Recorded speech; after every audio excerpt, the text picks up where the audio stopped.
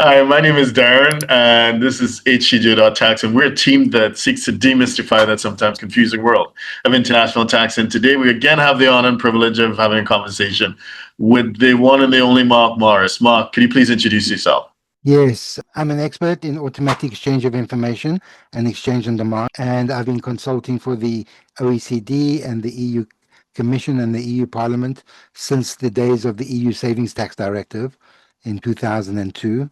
And I've done nothing else for 25 years but focus on exchange of information. And I give seminars and websites, etc. Okay. So again, you've explained this in previous videos, but just, to perhaps treat with it a little bit more deeply. When is crypto reported for CARF? Okay, so there's a number of relevant transactions by different categories. The Mhm. first one is acquisition of goods. The option to purchase goods and services with crypto is still limited. Crypto assets tend to be converted into fiat currencies before most usages. So a crypto investor may own millions of dollars in digital assets, but until it's spent, they're functionally worthless for automatic exchange. To be spent, they need to be converted into fiat currencies in most circumstances, that's for cash, and Mhm. for that you typically need an exchange.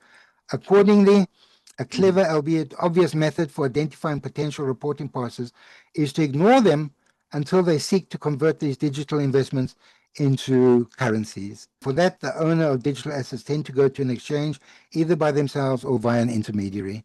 So that's the first set of transactions. The Mhm. second acquisition, and I think this is the most important one, is acquisition of other crypto assets. If the purchase is in exchange for fiat currency, the aggregate gross amount paid is reported.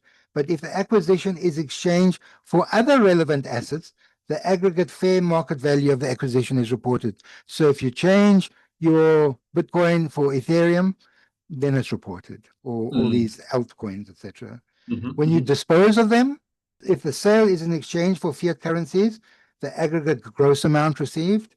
If the disposal is in exchange for other relevant crypto assets, the aggregate fair market value is reported. There are reportable retail market transactions, and again, it's the fair market value of the products purchased. Then the third lot of reportable transactions is transfer to wallet addresses not Mhm. covered by the above transactions. Yeah. So you transfer to another wallet, the aggregate fair market value of the amounts transferred. Also, the wallet transfers to and by reportable users must be subdivided by the type of transfer. So if there's multiple crypto currencies bought and transferred, each one must be reported separately. Okay. Mhm. Mhm. So the last one is all exchange transactions. Any swap between crypto assets and fiat currencies or between different types of crypto assets. So buying Bitcoin with USD, which is crypto fiat, swapping Ethereum for a stable coin, wrapping tokens, for Mhm. instance, converting Ethereum to wrapped Ethereum, transfers moving crypto assets from a customer's account not maintained by the same reporting crypto asset service provider. So Mhm. that's important. When you just move your assets to another exchange, then that's reported. Receiving crypto from a external wallet is reporting, and reportable retail payments more than $50,000. Okay.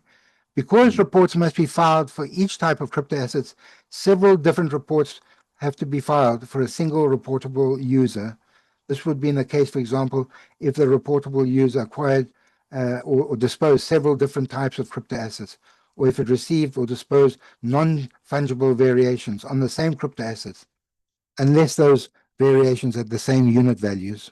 Yeah, I was thinking that as you were explaining it, that a single transaction could be reported multiple times. But I guess that's the Yeah. nature of it.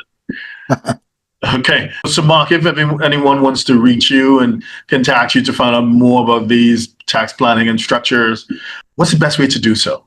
Well, it's easy to just Google Mark Morris CRS or Mark Morris Automatic Exchange, Yeah. but my website is www.co-ownershiptrust.com. The co-owner is got a dash, Yeah. a hyphen. Okay. Thank you very much for that. But it's easy to find me just Googling me, Mark Morris OECD, Mark Yeah. Morris. I've Mhm. got articles on The Economist, and it's Mhm. easy to find me. Fantastic. Thank you.